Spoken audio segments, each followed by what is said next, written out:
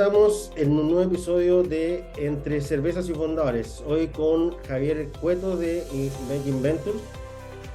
Javier es Managing Partner y General Partner de Imagine Ventures. Es antofagastino, llegó a Santiago a estudiar Ingeniería Civil Industrial con mención en Química en la Pontificia Universidad Católica de Chile, universidad también donde realizó su magíster en Ciencias de la Ingeniería enfocado en la toma de decisiones de los emprendedores. Como decíamos, es el Managing Partner de Imagine Ventures, cuya misión es apoyar startups en etapas tempranas que busquen generar un impacto en la sociedad tomando los principales desafíos productivos, financieros, sociales y tecnológicos de la región para generar negocios innovadores que dejen una huella en su portfolio. Se encuentran startups como WeCall, BeOK, Avanzo, Velocity, entre otros. Así que aquí los dejo con ustedes para que se presente por el mismo y diga quién es Javier Cueto. Hola Luis, bueno, muchas gracias por la invitación. Sí, hay una introducción bien completa. Así yo hoy día estoy como Managing Partner de Imagine Ventures, que es un fondo de Venture Capital, como explicaste bien ahí, que tiene un foco regional, no solo en Chile, sino que de las 4 startups que mencionaste, 3 son colombianas, de hecho, y una chilena. Es un fondo que hoy día está invirtiendo en startups de todo LATAM menos Brasil, que Brasil en general tiene una dinámica distinta tanto por el idioma como también por la forma que opera ese mercado. Nos estamos enfocando harto en todo lo que son las etapas pre-seed y early seed, es decir, startups que ya pasaron por una incubadora aceleradora, o sea, ya tienen de cierta manera una atracción inicial, pero que su primer levantamiento con Venture Capital es donde Imagine ya puede entrar a apoyar con foco tanto en crecimiento en su mercado de inicio o ya iniciar un proceso de expansión, y nos estamos focalizando en 2 temas, que es el Future of Work y el Future of Finance, que ahí más adelante podemos profundizar en eso. Y sí, Imagine nace desde Imagine Ventures, desde Imagine, que es una incubadora y aceleradora que este año ya cumple 10 años en el ecosistema, de la cual hoy día soy socio. También fui gerente general por más de 6 años. Y que hoy día de cierta manera parte de la evolución, como cualquier startup también que ha tenido Imagine, ha sido expandir su oferta de valor, y ha sido también parte de mi crecimiento. Como decía, yo partí estudiando ingeniería, me focalicé desde un principio en todos estos temas de emprendimiento, de ahí de hecho empecé a trabajar en la Universidad Católica en lo que era INCUC. Ahí empecé a liderar un programa de inversión internacional a Silicon Valley, donde llevamos a los emprendedores en etapas tempranas de Estados Unidos, pero no con el foco que abrieran operaciones en Estados Unidos, sino que de cierta manera pudieran tener una mentalidad global, o sea, no pensar en emprendimientos que seguramente tuvieran un alcance en el mercado chileno, sino que pudieran tener esa mirada internacional. Y luego ya desde el 2016 que estoy acá en Imagine. Oye, pero Javier, cuéntame una cosa, porque tú saliste de la universidad y partiste inmediatamente, te metiste en el sistema, en el ecosistema de startup de Venture Capital, o cómo fue que llegaste ahí. Sí, no, fue justo como dice, o sea, de hecho partió en la universidad. Yo en la universidad, cuando yo estudiaba, fueron cuando recién partieron los primeros cursos de emprendimiento y startup. Todavía no era un tema tan, hoy día todas las universidades lo tienen, miles de cursos de emprendimiento e innovación. En ese minuto no existían tanto, están los primeros. De hecho, en ingeniería yo tomé básicamente todos los primeros cursos en este tema de innovación y emprendimiento, y eso me llevó a hacer una tesis de investigación en ese tema. O sea, de ahí nace un poco ese interés, que en esta tesis profundizamos harto en un match entre la psicología, el management y el emprendimiento, que era un poco entender qué era lo que diferenciaba a los emprendedores, por ejemplo, de un empresario, un ejecutivo tradicional, y también qué explicaba muchas veces la toma de decisión tanto a los emprendedores como a los inversionistas. Y ahí se hizo todo ese estudio en términos de los sesgos cognitivos. Y una vez que terminé ese magíster, claro, tenía la idea de emprender o mediarme, y justo salió esta opción de cierta manera poder inmediatamente involucrarme en el ecosistema de emprendimiento a través de INCUC en la Católica. Y ahí ya fue como esto increciendo y ya no salí más del ecosistema. Así que sí, o sea, toda mi carrera, parte profesional, la he desarrollado en el ecosistema de emprendimiento e innovación. Y Imagine ha sido para mí también mi emprendimiento. O sea, partí como CEO, me convertí en socio, y hoy día todo este proyecto de Imagine Ventures es algo que que de cierta manera mi emprendimiento lo hemos hoy día apoyado como grupo, pero algo que lo diseñamos y creamos desde el principio como cualquier emprendedor, levantando recursos. Así que este fondo ha sido lo mismo que vivir hoy día, se podría decir un emprendimiento propiamente tal. Es que es un emprendimiento propiamente tal. De hecho, ustedes como Venture Capital, igual que nosotros los fundadores, tenemos que hacer levantamiento de capital de los LPs y para que Exacto. y me imagino que tu inicio fue todo con LPs nacionales, con Family Office, ¿cómo Sí, mira, ha sido bien interesante porque yo creo que, bueno, el punto que tú haces, muchas veces los emprendedores nos ven como a los fondos casi como un poco antagónicos o que no los entendemos o que no estamos en sus zapatos. Y estamos en los mismos zapatos que ellos, es exactamente lo mismo. Y a algunos emprendedores les cuesta muchas veces entender eso. O sea, nosotros, como los emprendedores van y recurren a Venture Capital para levantar fondos, nosotros hacemos el mismo trabajo y por más tiempo con los LPs, que son estos aportantes. O sea, claro, un emprendedor se demora en promedio 4 o 6 meses quizás levantar una ronda, hoy día quizás un poquito más en el contexto actual, pero un fondo puede estar 2 años levantando capital. Entonces es exponencialmente la diferencia en términos del proceso y el desgaste que involucra obviamente también un fundraising. Y sí, en Imagine en particular, como, claro, yo diría que algo que nos diferencia harto como fondo es que nacimos de una incubadora y aceleradora que ya tiene un posicionamiento en el ecosistema, que tiene buenos partners, que ha trabajado una muy buena red también de partners corporativos en todos los procesos de innovación abierta que hacemos, una red de mentores bien amplia. Entonces, claro, la primera puerta se las tocamos a nuestra red cercana, que eso nos permitió hacer un muy buen first closing a inicios de 2022, que cuando el fondo empieza a operar, y de ahí sigue este levantamiento capital, donde ya empezamos también, claro, a acercarnos a corporativos, nos empezamos a acercar también a algunos family office más pequeños, nos empezamos a acercar también a inversionistas internacionales, empezamos a sumar venture partners, que son estas, como de cierta manera, socios que se suman al fondo con el foco de ayudarte a poder ampliar esta red de capital.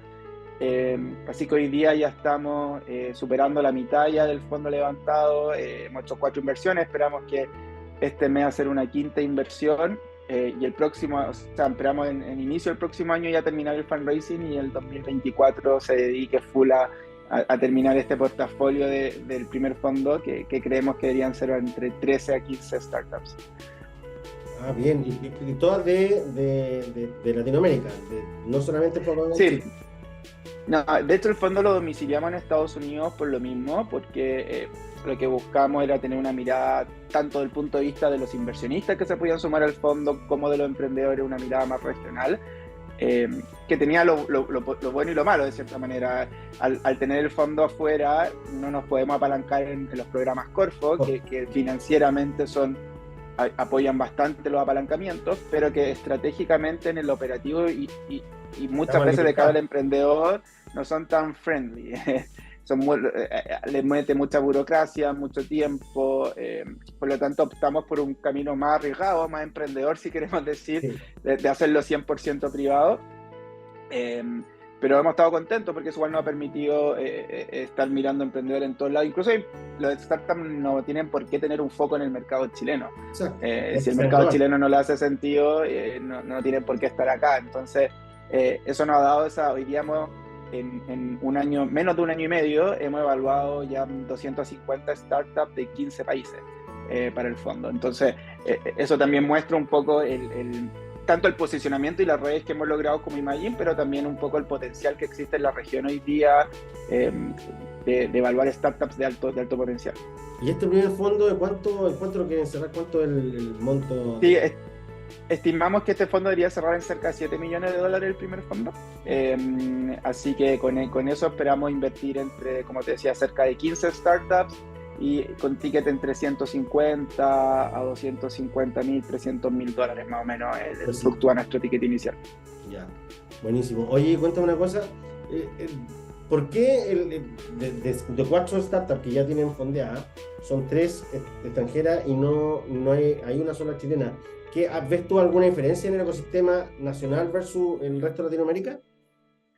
No, yo diría que se ha dado, a ver, siempre hay obviamente un tema de volumen, son mercados más grandes, por lo tanto uno diría estadísticamente deberían haber más startups allá, pero yo no diría que es por un tema de calidad, acá hay muy buenas startups, yo creo que, a ver, en todos nuestros comités, excepto en el último, siempre han estado startups chilenas, yo creo que ha sido también un tema de oportunidad y un tema de condiciones que uno también ve. Yo creo que lo que pasó sí mucho en Chile fue que este año ya se ha ido corrigiendo, pero hasta el año pasado muchas veces como este hype de los unicornios, de valorizaciones muy altas, valorizaciones o condiciones que no conversaban con la situación real ni del startup ni del mercado. Entonces, finalmente cuando uno veía startups, por ejemplo las colombianas, que de cierta manera es un mercado más grande, pero un ecosistema menos desarrollado y quizá las condiciones también o las propuestas de los emprendedores hacían más sentido también con el momento en el que se estaba viviendo. Entonces, finalmente uno cuando es fondo y también tiene una mirada de largo plazo, acá uno finalmente sabe que estos exits no es que pasen en 1 o 2 años y uno ya tenga un retorno, sino que tiene que esperar 5, 6 años, 7 años. Tiene que tener esa perspectiva, pero no, o sea, hoy día sí, Chile sigue siendo obviamente, porque somos de acá, donde mayor volumen de deal flow recibimos. Y nada, o sea, esperamos obviamente seguir y pudiendo aportar, pero esa mirada regional, o sea, y también cómo impactamos el país de otra manera, porque de hecho una de las startups que invertimos también ya abrió operaciones en Chile, entonces también se van produciendo de cierta manera esas sinergias. Y yo creo que esa mirada regional también, uno, le entrega mayor atractivo a los aportantes del fondo, de que van diversificando y que vamos mirando hoy día soluciones disruptivas a nivel regional, pero también te permiten apalancar redes de alto valor, que es clave.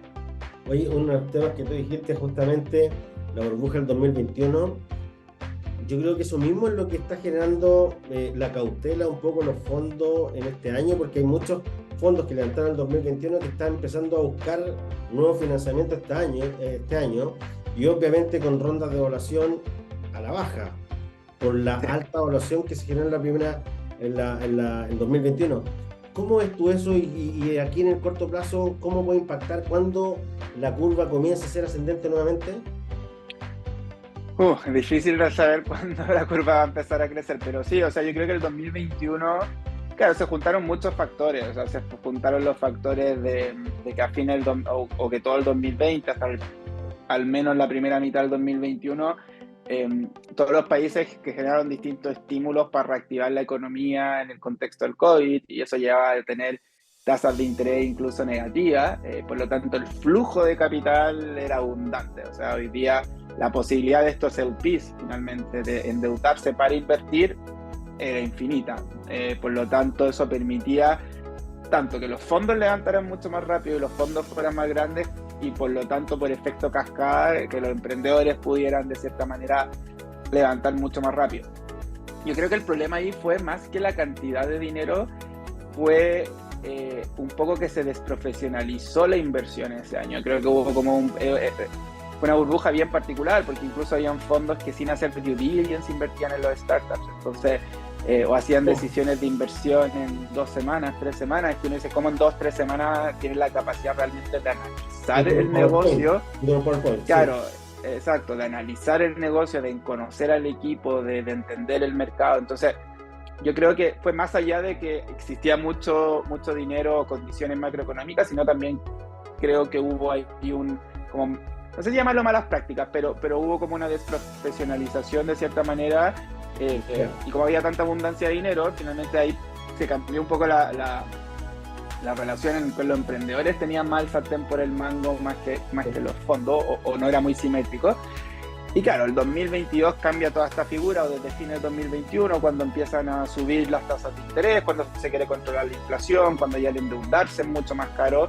Eso lleva a un enfriamiento, no solo del venture capital, como que yo creo que se ha centrado mucho en la industria del venture capital, pero es un fenómeno cross en distintas industrias el impacto que ha habido en la inversión. Y que claro, que quizá se empezó a ver más fuerte a mediados del año pasado. Cuando uno mira las curvas el primer Q del 2022 siguió siendo bastante alto, pero ya el Q2, Q3, Q4 fue una bajada ya que hasta ahora. Y yo creo que obviamente eso ha llevado a incluso hay muchos fondos que tienen hoy día liquidez, porque levantaron el 2021 y están Sí. pero que también han puesto el plano o el pie en el freno, y otros fondos como nosotros, que partimos como el 2022, entonces como que empezamos el fundraising en el proceso ya de bajada, que obviamente ha puesto o ha hecho más lento los procesos de fundraising y por lo tanto más lento también los de inversión, pero eso yo creo que no quita el potencial que hay en la industria. O sea, cuando uno lo mira, el 2022 bajó a la mitad la inversión comparado con el 2021, fueron casi 8 billions, pero sigue siendo el doble de lo que se venía invirtiendo pre-2021, sí. Entonces siguen siendo montos récord. De hecho, a pesar de disminuir la mitad los recursos del 2022, se invirtió en un 22% más de startups comparado con el 2021.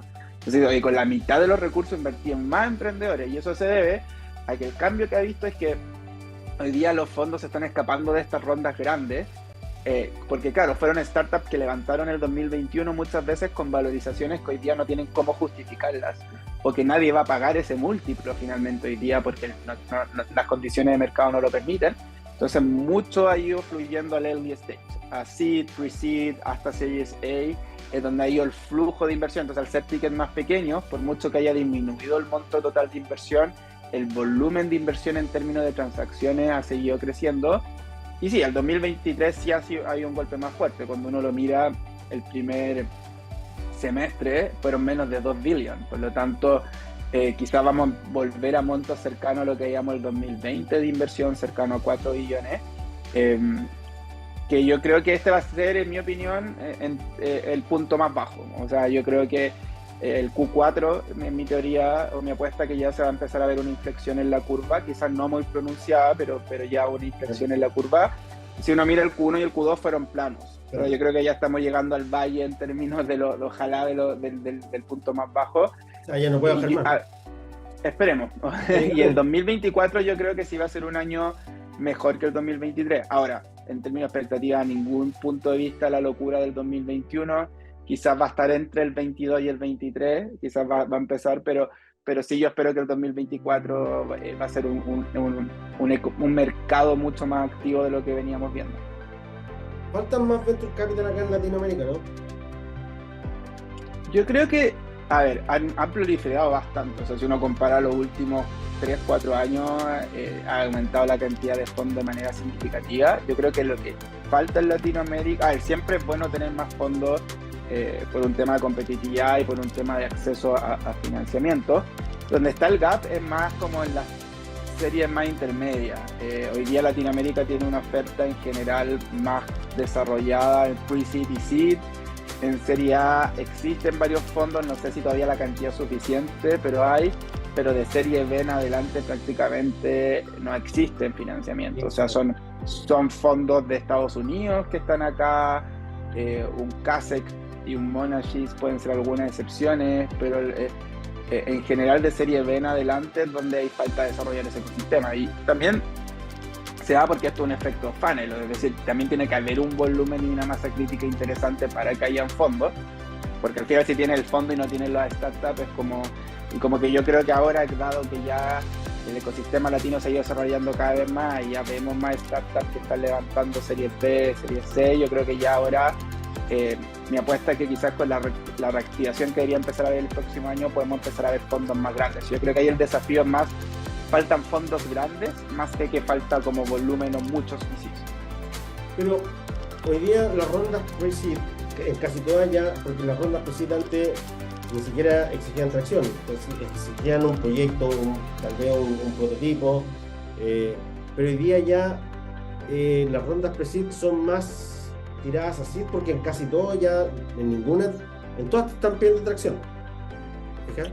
Sí, es que yo creo que lo que pasa ahí en pre-seed, y eso sí va a depender mucho de los mercados. A ver qué pasa, que en general en Estados Unidos, como un mercado mucho más como risk friendly, o sea que le gusta el riesgo y están acostumbrados a eso, claro, no existen muchos financiamientos basales como un Corfo en Chile o como un Innovate en Perú o etcétera. Por lo tanto, casi que la primera vía de financiamiento para un proyecto del privado. Por lo tanto, claro, el pre-seed que se inició viene siendo como la primera vía de financiamiento en muchos de los casos para los proyectos. En cambio, en Latinoamérica, uno, tenemos una cultura más aversa al riesgo, tenemos mercados bastante más pequeños y de menor potencial que esos mercados, claro, y sí existe un inicio basal de financiamiento. O sea, hoy día cada un emprendedor en Chile con Corfo puede levantar más de 60 millones en un inicio para ir de... Entonces, ¿qué es lo que pasa? Que como existe esa primera base, en general el pre-seed del venture capital viene luego. Entonces, es muy difícil que acá vamos a ver un pre-seed apostando por ideas. Quizás por prototipos podría ser, siempre y cuando efectivamente sea algo realmente disruptivo. O algo que realmente uno diga, wow, acá hay un equipo muy potente.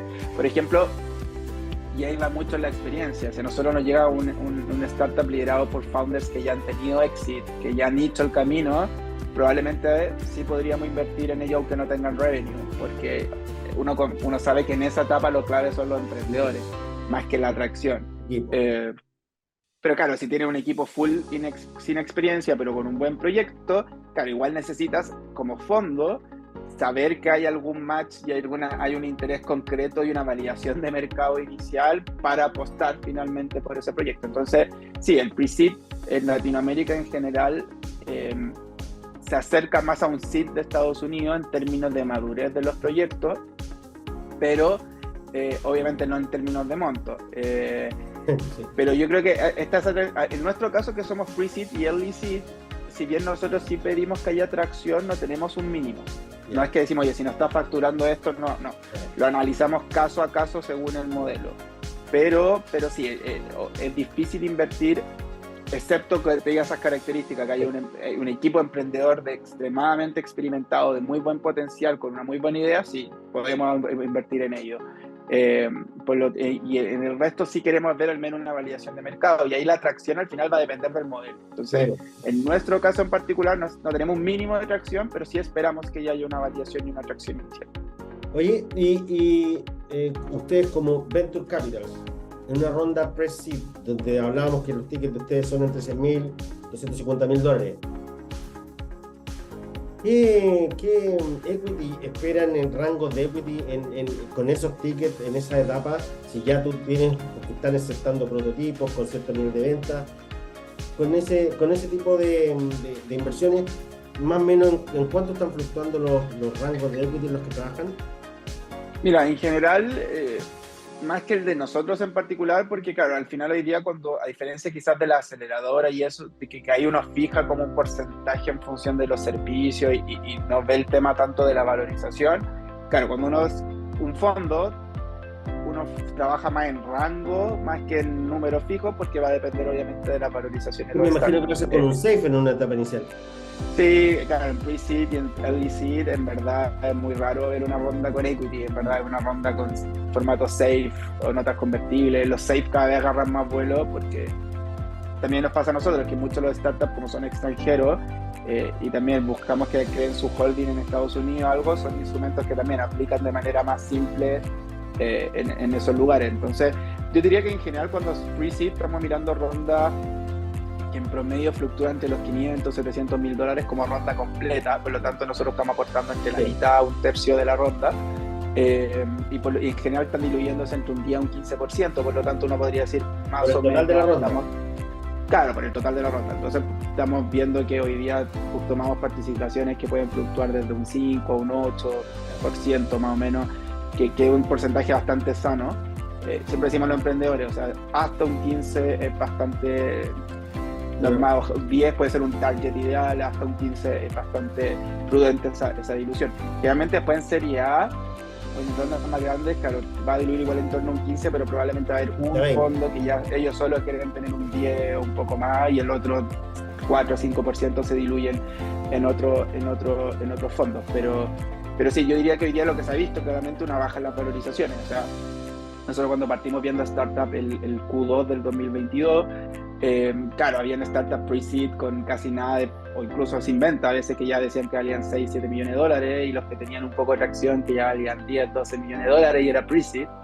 En cambio hoy día no, hoy día hemos visto que las valorizaciones promedio que no han llegado ya están en el rango de 6,5 millones de dólares, muchas bajo 5 millones, pero que también se justifican, y eso también yo creo que ha sido el buen ajuste para los emprendedores, que antes, como había un exceso de capital, querían levantar rondas que eran muy grandes y no se justificaba ese levantamiento de capital, y al final, como querían levantar tanto dinero, inflaban la valorización solo por un tema de dilución, no porque hubiera un trasfondo o de cierta manera como un argumento para decir, oye, por esto valemos.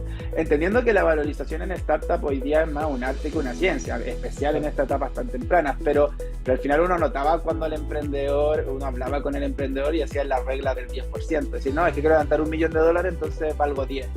Pero vales 10 porque quieres levantar 1, no porque vales 10. Entonces, eso hoy día ha pasado. O sea, claro, bajan las valorizaciones, pero también bajan los tickets. Entonces, hoy día hay muchos emprendedores que están levantando 300, 400.000, y por lo tanto igual se diluyen un 10%, un 12%, que es súper sano, pero con valorizaciones que hacen mucho más sentido finalmente no solo al contexto, sino que al negocio. Que eso yo creo que es lo importante al final del día. Es que al final del día yo creo que también los fundadores debemos entender que una valorización temprana muy alta compromete una futura ilusión en una etapa segunda si es que no rindes lo que dices que vas a rendir. Y eso no, claro. Y para los fondos más complejos esa valorización alta, porque igual los emprendedores tienen que pensar que un fondo... A ver, esto es como una dinámica de portafolio, van a haber un porcentaje de tu portafolio que va a morir, que no va a funcionar, otro que le va a ir más o menos y poquitos que les va a ir muy bien. Entonces, como uno aspira al menos, ojalá tener un 3x de retorno en el global, pero eso no implica que tú quieres tener un 3x de retorno en el individual, tú esperas que ojalá sean startups que te dejen sobre 10x de retorno o más. Por lo tanto, si tú ya de entrada en un pre-seed invertiste en una startup que valía 10, claro, tú estás esperando que ese startup sí o sí al menos valga sobre 100 en su exit. Y uno sabe que en Latinoamérica, uno dice, no, pero es que unicornio 1000, ya, pero es que esos son contados con los dedos de una mano. Entonces, o quizá un fondo a lo más tiene uno por fondo. Entonces, y claro, estamos en un mercado que tampoco es tan líquido y tan grande para tener cientos de empresas que valgan cientos de millones de dólares. Entonces, eso también, y los emprendedores tienen que entender que es el análisis que hacen los fondos, oye, qué tan cercano o qué tan factible es que esta startup pueda valer 10 veces más de lo que vale hoy día. Entonces, es como una soga al cuello tanto para el fondo como para el emprendedor, porque si el emprendedor igual partió una valoración muy alta de 10 y después de un año sale a levantar valiendo 13, 14, es muy poco el precio. Entonces ya eso es una mala señal también para los fondos que vienen después, del punto de vista que, oye, se infló la valorización, no ha crecido mucho, que tanto es ese potencial de crecimiento. Entonces, es bueno que también los emprendedores entiendan eso, que no es solo un arma de negociación por un tema de porcentaje, sino que es una mirada de largo plazo. Entonces, al final, lo que tenemos que entender es que para que los dos nos vaya bien, esto tiene que tener ese potencial de crecer, y por lo tanto hay que tratar de llegar a ese punto en el que sea un win-win, y que efectivamente haga sentido para ambas partes. Ustedes por ahí también en el fondo y los porcentajes de las rondas no hacen follow-on todavía. Lo vamos a analizar en función, a ver, en el diseño sí, queremos hacer, no hay muchos startups, porque obviamente es nuestro primer fondo, no es un fondo tan grande, si esperamos ojalá en unas 3 o 4 hacer follow-on, va a depender obviamente del tamaño final del cierre del fondo, pero al menos en el diseño sí queremos hacer, yo creo que en unas 3, máximo 4 startups follow-on, pero va a depender de cuál sea el tamaño final del fondo. Oye, cuéntame una cosa, dentro de las 250 startups que volaron el año pasado, por ejemplo, ¿cuál ves tú que es el principal error o falencia o de idea que tienen los fundadores a la hora de acercarse a un VC?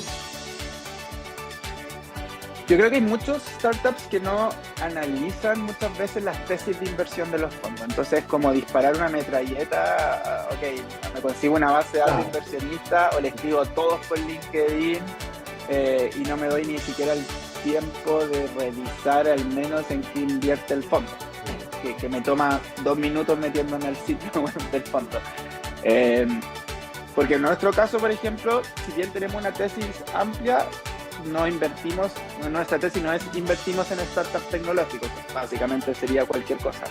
Nosotros hablamos del Future of Work, y en el Future of Work tenemos 3 verticales, de cierta manera, que estamos mirando. Una que es transformación digital, otra que es sustentabilidad, y una tercera que es personas. Entonces miramos el tema del futuro del trabajo no solo desde la mirada de recursos humanos, uno podría decir que es la parte persona, sino que en el futuro del trabajo también desde el rol que están tomando las empresas, la industria, etc. Entonces, claro, cuando uno mira estas 3 verticales son súper amplias en términos que no seco por industria, pero sí tengo 3 áreas, entonces tengo que ver cómo te estás haciendo cargo de alguna de estas cosas. O sea, en transformación digital, todo el tema de digitalización, de inteligencia artificial, hoy día que está agarrando mucho vuelo, el tema de sustentabilidad. Ahí pueden haber temas desde la mirada hoy día de climate, desde la mirada del agua, del uso de recursos naturales, de la gestión de la sostenibilidad. Y en el área de personas, todo este concepto de HR Tech o incluso Silver Economy, que hoy día está creciendo mucho. Y en la otra patita es el Future of Finance, que es más fintech, donde ahí estamos viendo temas como inclusión financiera, infraestructura financiera, tecnología asociada a pagos, a blockchain, etc. Pero nos pasa que, por ejemplo, a veces nos postulan proyectos biotech o medtech. Entonces, claro, yo digo, no hubo una revisión ni siquiera de la tesis de inversión del fondo. Entonces, por eso nosotros también siempre apelamos a que por mucho que nos hagan introducciones, nos presenten emprendedores, siempre postulen a través del ¿por qué? Porque eso también nos permite, y hay que entender, con ese volumen de emprendimientos que uno recibe, no se puede juntar con eso, y a veces a los emprendedores les cuesta entender, porque claro, el tiempo lamentablemente es finito y uno al final lo dedica entre levantar capital para el fondo y atender emprendedores. Entonces, por eso nosotros sí filtramos al principio preliminarmente, porque igual es un filtro bastante suave, pero sí filtramos por la tesis de inversión, y eso lo hacen muchos fondos. Entonces hay muchos fondos que hoy día cada vez más están filtrando, y si yo estoy viendo estas verticales y no estás asociada a mis verticales, no tiene mucho sentido, no haces perder el tiempo como a los dos, el emprendedor pierde su tiempo y el fondo pierde su tiempo. No, y aún vendrán más cuando te dicen somos agnósticos. Bueno, ¿y ahí qué hago? No, cuando es agnóstico, claro, ahí también es más complejo para el fondo, porque el discriminar se vuelve mucho más difícil. Pero sí, yo diría que eso, uso es un error, y el otro, pero que yo creo que se ha ido corrigiendo un poco a la fuerza por el contexto de mercado, más que el tema de la valorización, es que muchas veces como que la estrategia de inversión no está bien desarrollada. Entonces está muchas veces sobreestimada la cantidad de recursos que necesitan. Siempre tienen como el típico gráfico de cómo van a usar los recursos, pero cuando uno empieza a hacer un doble clic, no están esos supuestos tan claros. Muchas veces se enfocan muy en el corto plazo, en lo que te presentan, pero uno como fondo, si uno invierte, es como un matrimonio casi. Yo estoy invirtiendo en los próximos 6, 7 años, por lo tanto igual, por mucho que falte harto, quiero entender ese roadmap o esa estrategia de crecimiento. No necesariamente el éxito, pero sí la estrategia. ¿Cómo va a evolucionar? Hoy día están haciendo esto, pero me imagino que en 5 años más aspiran a hacer muchas más cosas. Entonces, entender esa visión es súper relevante. Y yo creo que el tema que sí veo mejorando cada vez más, que se han ido buscando los emprendedores con los units economics y con la parte más numérica, cada vez llega mejor y cada vez llega como, al menos a nivel de presentación, cada vez está mejor preparado. Hay mucho material hoy día, incluso podcasts de este estilo justamente sirven para guiar. Este podcast nació justamente de eso, después de una aceleradora por la que pasamos hace un tiempo atrás, y justamente hay más educación por esta vía que por otra. También está en literatura de libros. Pero mira, sobre el tema de cuando ustedes evalúan a la startup, ¿cuáles son los criterios claves que utilizan para evaluar antes de invertir? Estamos claros que el equipo, primero, para etapas, pero de ahí en adelante, ¿qué es lo que ven? Sí, mira, es el desafío de Pre-Seed, que el desafío de Pre-Seed, obviamente, al haber poca evidencia todavía en términos del modelo, como que la parte más numérica no es la más relevante desde el punto de vista, sí, uno analiza quizás tendencia de los units economics, los supuestos que hay detrás de los units economics, como entender que el emprendedor tenga como buenos supuestos, buena argumentación de los que nos presentan números, entendiendo que hay mucha volatilidad e incertidumbre, pero que al menos hacen sentido, o sea, como que hay una lógica de negocio detrás de eso.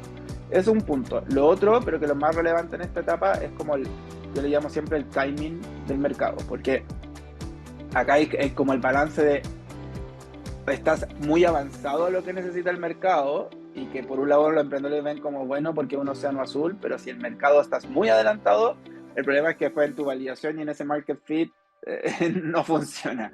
Y si estás muy atrasado, hay muchos competidores, por lo tanto tus factores de diferenciación son muy pocos. Entonces, el tratar de descifrar si es el momento en el cual es un muy buen momento para explotar y que existe ese mercado buscando esta solución y al mismo tiempo no hay una saturación de players, yo creo que es como el principal desafío cuando uno mira en pre-seed, de entender bien que sea un mercado interesante, que sea un mercado preparado, no solo porque al final hoy día en los decks el 99% de los emprendedores te hablan de billions market y es como todo es gigante, entonces si el problema no es el tamaño, el problema es que sea un mercado en el cual esté preparado para tu solución y en el cual tiene la oportunidad de tener un pedazo de la torta relevante, porque si es un mercado gigante, pero hay muchos players, bueno, no necesariamente significa que va a ser un mercado atractivo per se. En nuestro caso nos importa harto también entender el factor tecnológico innovador, como que hay ya que el emprendedor pueda generar barreras de entrada claras, es decir, que esto no sea fácilmente replicable y termine siendo como una batalla de pricing o que sea una batalla al final de quién levanta más rápido para ganarse el mercado. Y lo otro que también vemos harto es como el why now. O sea, porque hoy es importante, porque ¿qué pasa si se nos pasa esta oportunidad? O podemos esperar 6 meses más y seguir viendo startup en esto porque no va a cambiar mucho el mercado. Entonces, aparte del equipo y las personas, yo diría que son factores que analizamos al momento de invertir. Oye, y en cuanto al due diligence, porque en un early stage también es complicado un due diligence enfocado en qué esperan que el fundador tenga en su data room cuando tú lo vas a analizar. Mira, es buena pregunta porque, claro, el due diligence siempre es mucho más acotado en esta etapa. Nosotros sí lo hacemos porque creemos que es una buena práctica, pero claro, no es un due diligence en el cual uno contrate abogados y haga como auditorías, porque, claro, son startups que en promedio puede que tengan un año y medio de antigüedad, entonces no es que haya demasiada evidencia, pero sí es para nosotros una muy buena señal en cómo presentan su data room para entender también cómo ellos se organizan y cómo tienen estructurado. Al final es un muy buen espejo de cómo son los emprendedores al momento de no solo de vender, que pueden ser muy buenos, pero que también cómo al final administran su negocio. Y muchas veces hoy día los emprendedores fallan no porque tienen un mal producto, porque tienen un mal servicio, porque no saben vender, sino que muchas veces son como por el back office, por la caja, por finalmente incluso el cómo lideran los equipos, que hay una falla cultural muy grande. Entonces, nosotros lo que nos fijamos mucho en los data room es la forma en que se presenta, más que la cantidad de información, la calidad de la información, la estructura que tiene,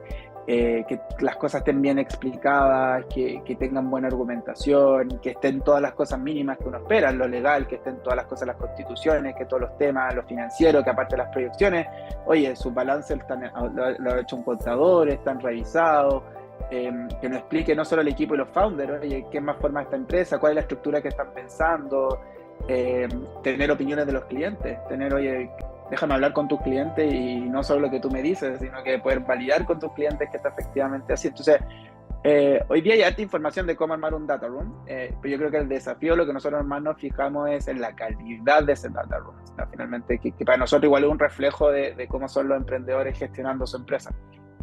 Ya, no, buenísimo. Y el seguimiento que hacen ustedes desde el momento en que invierten, ¿cómo es la relación con los fundadores entre Imagine Ventures? ¿A través de quién?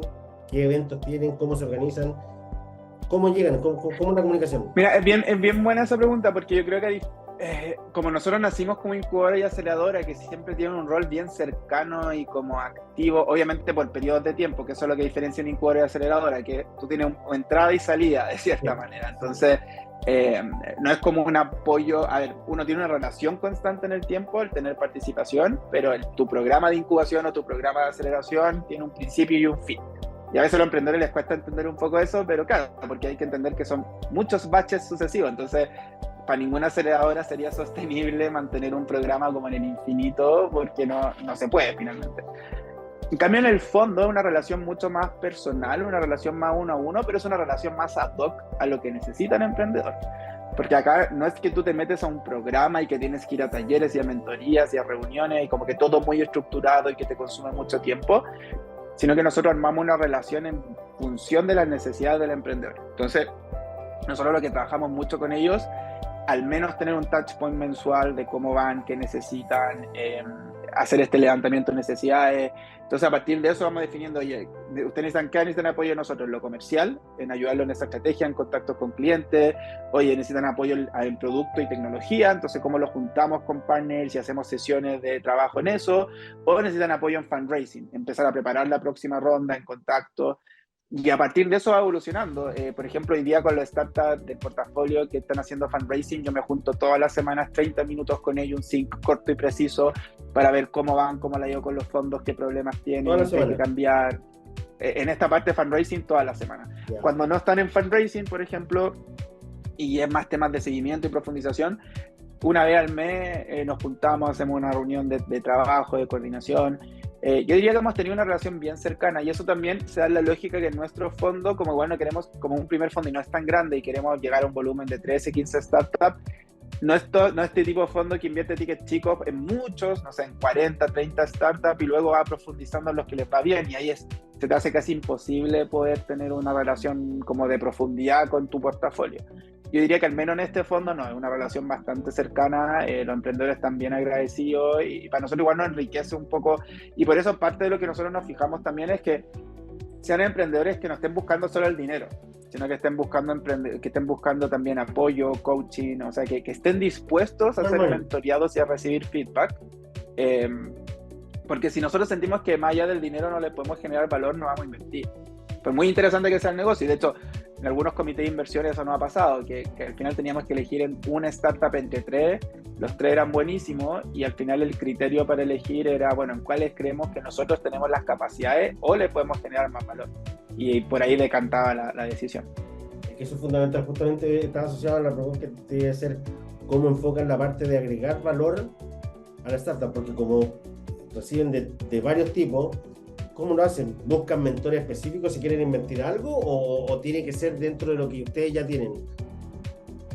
Mira, es que igual como nosotros igual en general siempre hemos abordado distintas industrias, es difícil decir, oye, como justo es lo que tenemos, pero por ejemplo, nosotros sí trabajamos mucho con nuestra red de aportantes del fondo y ellos, parte de la razón por la que invirtieron en el fondo es porque querían aprender, querían tener un rol activo también en el fondo, entonces se ha dado esta relación sinérgica bien interesante en los cuales aportantes del fondo hoy día se han convertido en mentores, advisors de los emprendedores y ahí tenemos un popurrí de experiencia en distintas industrias, en distintos temas súper buenas.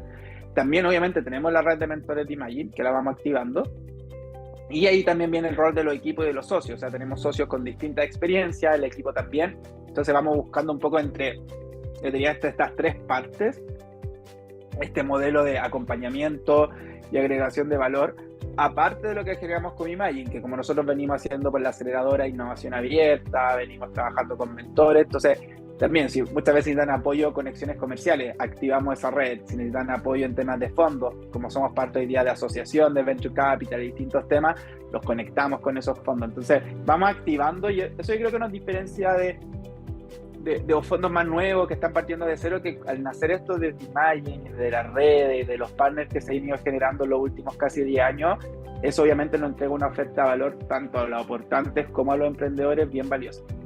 Oye, en un principio te preguntaba yo de que usted también es socio de Imagine Lab, que le dio origen a Imagine Ventures, sí. De ahí la génesis. Cuéntanos un poco cómo es la relación, cómo se relacionan uno con otro, cómo parten. El que busca fondo por Imagine Venture entre Imagine Lab o al revés, ¿cómo funciona? Sí, te cuento. Sí, mira, Imagine, bueno, partió como Imagine Lab, como dices tú, después ya lo pasó a ser solo Imagine, como incubadora y aceleradora. Claro, nosotros nuestro primer fondo que administramos fue en la incubadora y aceleradora, que fue un fondo público de Corfo, que era un fondo que administraban incubadoras. Y en total, en cerca de 7 años, administramos $5 millones, en donde invertimos en 120 startups. Invertíamos tickets desde $5 millones hasta $120 millones, que se iban evolucionando en función de los hitos que cumplían los emprendedores y de, obviamente, la atracción que iban demostrando. Y ahí sí partíamos en prototipo, ideas, PowerPoint en adelante. Y de ciertamente toda esa experiencia de Imagine administrando fondos, invirtiendo, pero nosotros tomábamos propiedad los emprendedores. Entonces teníamos una lógica similar a un VC en el cual teníamos participación, pero no por el dinero, porque ahí venían de fondos públicos, sino por todos estos servicios que entregábamos. O sea, nosotros al final a todos los emprendedores le hacíamos un programa de incubación y aceleración, que incluso los que recibían los 120 millones estaban más de 2 años y medio trabajando con nosotros. Entonces, por esos servicios nosotros tomábamos una participación y luego seguíamos trabajando con ellos dado que teníamos una participación. Entonces ahí es donde se alinean los incentivos. O sea, nosotros se acaba el programa, pero lo seguimos conectando con clientes, lo seguimos conectando con fondos, lo seguimos ayudando en su estrategia, no en un programa formal, pero seguimos en esa lógica de colaboración. Y cuando se acabó este fondo, a principios del 2021, ahí estaba la definición: oye, ¿seguimos enfocándonos solo como aceleradora e incubadora o también tomamos todo este know-how y complementamos nuestra oferta en la lógica del Venture Capital? Y así fue como nace después Imagine Ventures, que nace como una entidad separada. ¿Y por qué separada? Porque son focos distintos. Es muy distinto el modelo de negocio y es muy distinto la dedicación y foco de una incubadora y aceleradora que también hace innovación abierta y hace otras cosas, a un fondo de inversión. Un fondo de inversión, uno, requiere otro tipo de conocimientos más profundos, requiere más una lógica de administración. Acá tú tienes aportantes a los cuales le responden, no a un directorio, unos socios. Entonces, por eso se separan, pero hay muchas sinergias. Por lo tanto, hoy día lo que estamos haciendo a través de la aceleradora es volver a hacer microfondos, pero seguir invirtiendo montos similares a los que invertíamos como con este fondo público antiguamente, poder invertir hasta 50, 60 millones de pesos, pero por industria. Entonces lo que estamos haciendo hoy día, programa de aceleración, de hecho hoy día, si no me equivoco, cierra la convocatoria del primero, que es Imagine Waves en la industria de acuicultura, que ahí estamos viendo la cadena de valor completa, es decir, no solo startups que se enfoquen particularmente en la industria, pero quizá hoy se enfocan en temas de sustentabilidad, de transformación digital, de logística, etc. Y la idea es ahora ir corriendo batches o haciendo programas de aceleración por industria que tienen partners. Y en esta pregunta de la oferta de valor, la idea es que no es un programa agnóstico, sino que es un programa creado para esa industria. Por lo tanto, tenemos partners de la industria, mentores de la industria, inversionistas de la industria, clientes de la industria. Entonces, al final van a tener exposición a todo eso al ser parte de estos programas. Y esto efectivamente puede nutrir Imagine Ventures, ¿ya? Solo que no es un más o no es una condición. Es decir, si una startup no pasa por la aceleradora, tiene las mismas posibilidades que una startup que pasó por la aceleradora de recibir inversión Imagine Ventures. Y mientras lo que salga de la aceleradora esté alineada a la tesis de Ventures, perfectamente puede hacer ese paso, pero pasando el proceso como cualquier otro startup. Es decir, no porque pasaste por la aceleradora tienes como un ticket de inversión garantizado en el fondo, pero sí están esos canales comunicantes y finalmente eso también, toda la red de partners que creamos en Ventures o que creamos en la aceleradora, finalmente para nosotros es una única red de partners y colaboradores y mentores, y por lo tanto eso genera mucho más valor a los emprendedores y a los que son parte de cualquiera de estos dos fondos. Oye, ¿y cuál es la mejor manera de acercarse a Imagine Ventures? ¿Intro? ¿Con mail? ¿Cómo lo manejas? Mira, yo siempre, una intro nunca está de más y depende de quién viene, porque obviamente si uno sabe que hay otro fondo que te hace una intro, alguien que uno sabe que, oye, un buen inversionista, que es lo que tiene buen ojo, si no quise decir, obviamente es muy bueno recibir eso, pero a nosotros a todos los hacemos pasar por el canal formal que le comenté, que tienen que llenar el form en el sitio, porque así entran al proceso y nos permite de cierta manera poder quitarle un poco los sesgos y profesionalizar un poquito el proceso.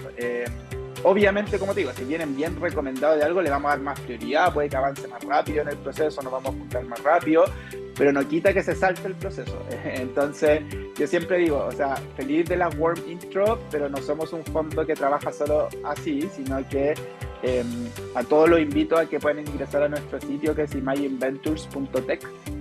Ahí lo primero que van a ver es como postula acá, con un botón, entonces, pero ahí, y es lo que les decía antes, ahí está explicada nuestra tesis, está explicado las áreas que estamos mirando, entonces eso también es bueno que el emprendedor, por eso me gusta mandarlos por el sitio, porque para último también se den el tiempo de, ya a esto están invirtiendo y vean que eso efectivamente hace match con nosotros. Así que ese es el mejor camino, y obviamente seguirnos en nuestras redes. Nosotros estamos subiendo harto contenido, tanto en las redes de Imagine como Imagine Ventures, conversaciones, podcasts de este estilo también con otros fondos de inversión. Entonces también ahí pueden ir viendo un poco y entendiendo, y no solo del caso de inversión, sino también si quieren estar un poco hoy día al día de lo que está pasando, también obviamente estar súper conectados. Creemos como el próximo año va a ser nuestro año más fuerte de inversión una vez terminando el fundraising. A fin de año, a principio del próximo año, probablemente vamos a hacer modelos más de convocatoria y modelos un poco más masivos de búsqueda de startup. Así que va a depender de ciertas cosas que estamos hoy día en evaluación y en proceso, pero probablemente el Q1 el próximo año ya vamos a empezar con modelos más masivos también. Aparte de los que nos llegan o nos conocen, también hacer una búsqueda más activa de startups.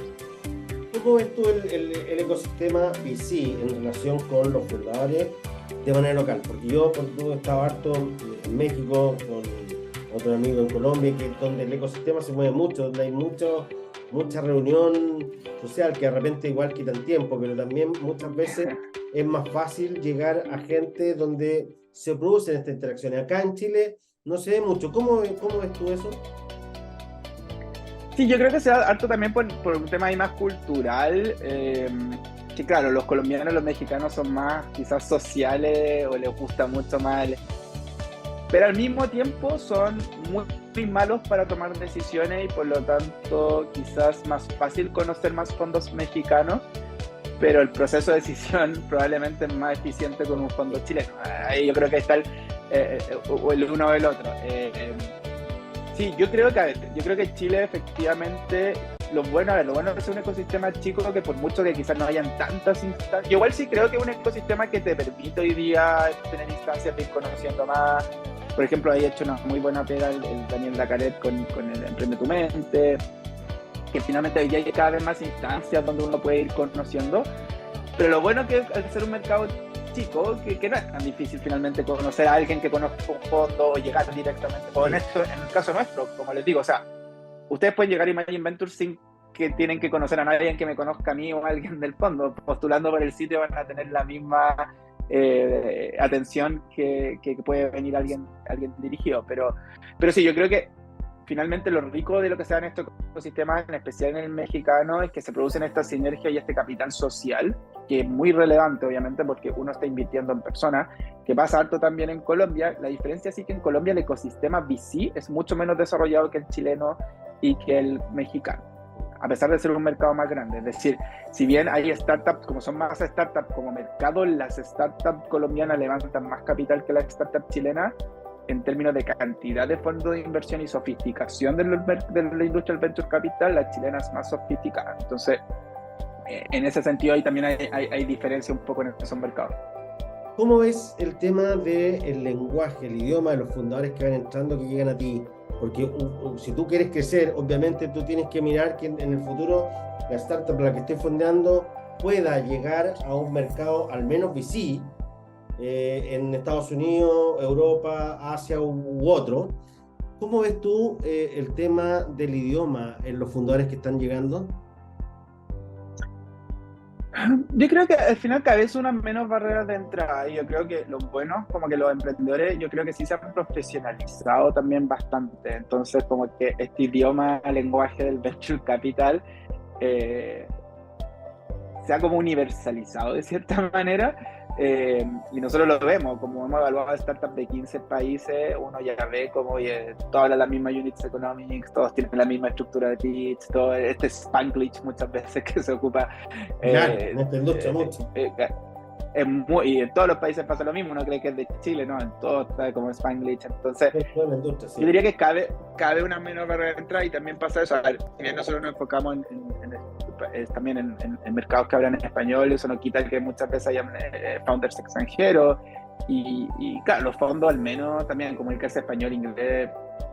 O sea, alguien que trabaja en esta industria es como un must. Entonces, pero yo diría, como más en el lenguaje emprendedor, yo creo que hoy día, como había una mayor educación y profesionalización de los emprendedores, yo creo que hoy día cada vez hay una menor barrera en ese tema. Es que siendo así, a lo mejor tal vez sería un consejo como los fundadores que también prospectaran fondos de inversión en Norteamérica, por ejemplo. ¿Qué es más competitivo? Solo si tienen... ¿Son más grandes? No, es que hay que entender que los fondos invierten según tesis. Entonces voy a reforzar eso, porque una cosa es donde el fondo esté localizado y otra cosa es si el fondo está en Estados Unidos, pero como tesis tiene que invertir en la TAM, sí. Pero si el fondo está en Estados Unidos y va a invertir en Estados Unidos, solo contáctalo si tu startup quieres llevarla a Estados Unidos, porque una startup, un fondo gringo que su foco es invertir en la costa este, no va a invertir en una startup peruano, chileno, colombiano, si no tiene foco en ese mercado, ¿ya? Porque finalmente uno como inversionista también busca invertir en lo que sabe, porque si no es demasiado arriesgado. Ya esta es una industria arriesgada, e invertir, imagínate, un gallo de New York que en su vida ha puesto un pie en México, en Chile, invertir en esa industria que no conoce ni nada, va a ser, excepto, y siempre hay excepciones, obviamente, si, oye, pero es que este fondo que conozco está invirtiendo y quizás pueda ser la excepción, ya, pero esas son las excepciones a la regla. Entonces, siempre es importante que busquen y entiendan la tesis. O sea, si hay fondos en Estados Unidos que existen, que están invirtiendo en Latinoamérica, vayan y golpearle la puerta. Pero si no, y si son de Estados Unidos y tú quieres crecer a Estados Unidos, también. Pero si no, las probabilidades son muy bajas que te hayan invertido. Oye, Javier, nosotros somos un podcast donde está hecho por y para fundadores, por eso esta relación VC-fundador es fundamental. Quería preguntarte si es que conoces ya sea a un VC o a un fundador que tú digas, este gallo vale la pena que comparta su experiencia porque lo ha hecho genial, bueno.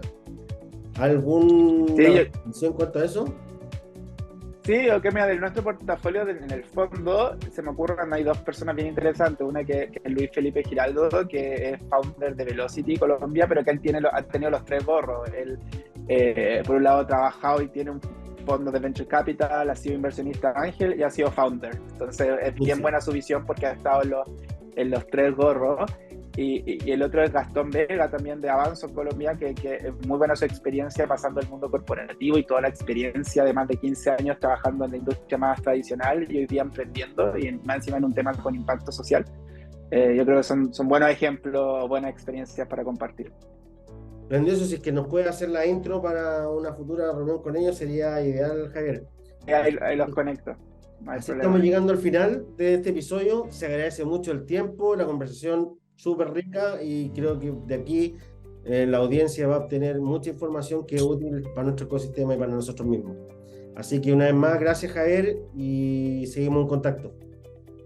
Muchas gracias y gracias a todos. Gracias, buenísimo, que estés bien.